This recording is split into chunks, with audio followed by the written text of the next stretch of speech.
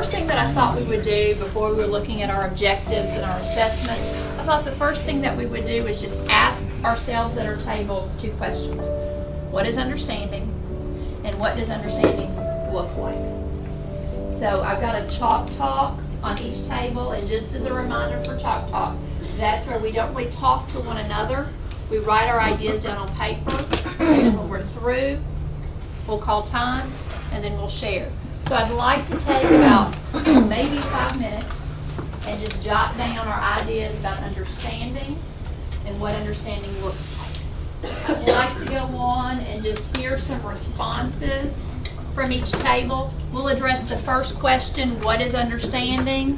We'll start with Pat's table. Throw out some ideas that y'all came up with for what is understanding. I said knowing what they can do is my I can statement. I try to build on that and not only really verbalize that, but also show me that they know what they can do using that particular skill. So that I can statement has given me a lot of support. Okay, so I can statements give you an indication of what understanding is. Any other thoughts from this table? We've got knowledge of what's being taught, comprehending what's being taught, and getting it. So knowledge, comprehending, getting it. Let's hear from this table. What did you come up with in terms of ideas for what is understanding? We have ownership of a topic, we have getting it. Students are able to retell or reteach the information. And just Yeah, we're just doing the first one right now. And Beth's table. Well, I think that I put up here, but then I had to draw an arrow, because I said being able to explain it, I think in kindergarten, to Okay. your buddy, and then showing it to a Okay, kindergarten being buddy. able to So that's explain really and showing it. show. Okay. Any other thoughts on what is understanding from the table? Yes. Just student oral response, just feedback to you. Okay, feedback. Okay. Just being able to apply it in different ways. Okay, being able to apply it in different ways. Julie, your table, what did y'all come up with? Just what is understanding? Knowing the information, being able to explain to someone else, internalizing the information, using what you have learned, and each one teach one. Okay. Okay, I like that. Now let me just throw this question out. When a child gets 100 on the weekly spelling test, does that show understanding of the weekly spelling words?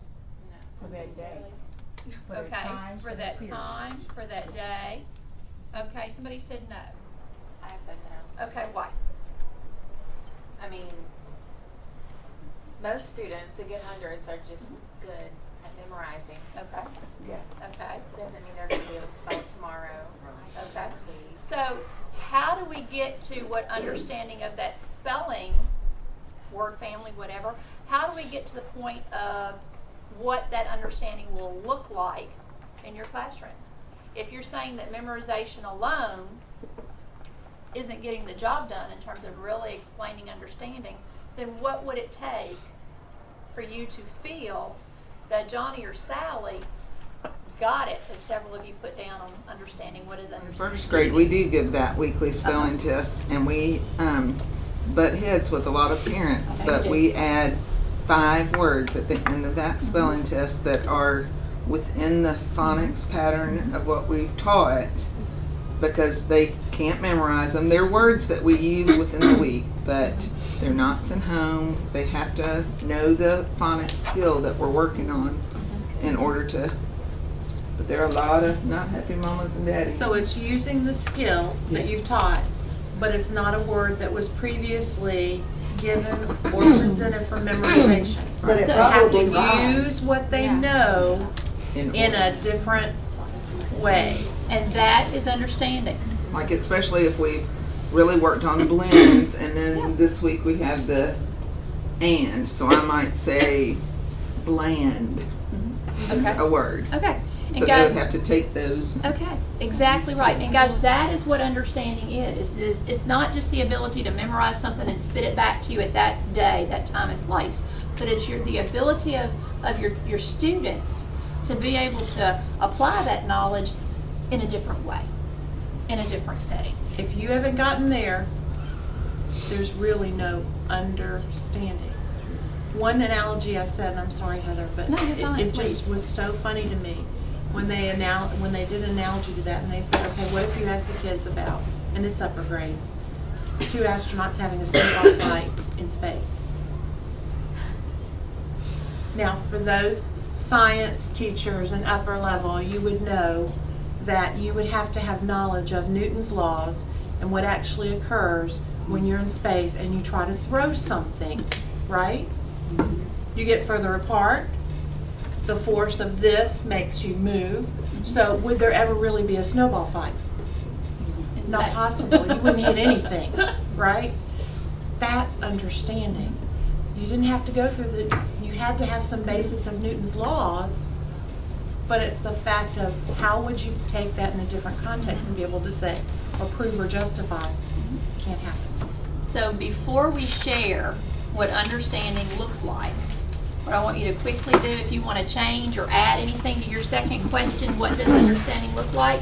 Let's take about 60 seconds. And I'd like a spokesperson from each table to share what their table had to say about what understanding looks like. Melissa's table, anyone from the table share what you put down for what understanding looks like? We said sharing, relief, self-confidence, cross-curricular, so you can use it in more than one area, applying it, and using it in real-life situations. Real life situations, cross-curricular, applying it in different situations. Sometimes it looks noisy, sounds noisy. Sharing. Thank you. What about this table? What does understanding look like? Applying your understanding in other areas of content, application in the real world. Ding, ding, ding, I get. We have that students are engaged, they can explain their learning to someone else, reteaching, using critical thinking skills, active participation, using knowledge from a past skill in something we're doing right now, and applying it in different ways at higher levels. Okay. Excellent. What about this table? And we said applying it, being able to summarize the learning, getting to the heart, justifying it. I thought about the math or number talk when you have to explain what strategy you used, how many ways, different kids explain how they got it. Okay. How many ways different kids can explain how they got something? I like that. That the variety. That there's more than one way to show what you know. There's more than one way to know something. Pull out your objectives and your assessments. We're going to do two things this morning. One, you're going to share your objectives with the people at your table. Two, you're going to share and discuss your assessments. We're going to take about 5 minutes. Before we leave today, you're going to use your Post-its and you're just going to jot down your objective and you're going to jot down how you assess the kids. And you're going to do it on this Post-it and you're going to put it on the Post-it, the big poster paper. And then that way we'll have everybody's objectives and assessments. That's the last step. So right now let's discuss at our tables our objectives and our assessments. I'd like to kind of wrap up and kind of get some insight. And after being in here, like we have a 20-minute PLC, after being in here this morning, let's get to the heart of the discussion. What is your takeaway this morning? Make sure your students are understanding what you want them to understand. Okay, making sure that your students are understanding what you want them to understand. Okay, any other insight in this morning? Again, there's no right or wrong answers. True understanding doesn't necessarily look like the traditional assessments that we've been given. Powerful. True understanding doesn't necessarily look like the traditional assessment. Powerful thought. Any other sharing? Any thoughts for how this question, what is understanding, will guide you in your classroom today or next week? Does it change your whole idea of your objective now and your assessments? We're going to get to that. And it's if it doesn't, that's okay. Baby step in it. But I want the burning question today to be, what is understanding? What does understanding look like? And I think we came across some key themes. Applying something, applying knowledge in a new way.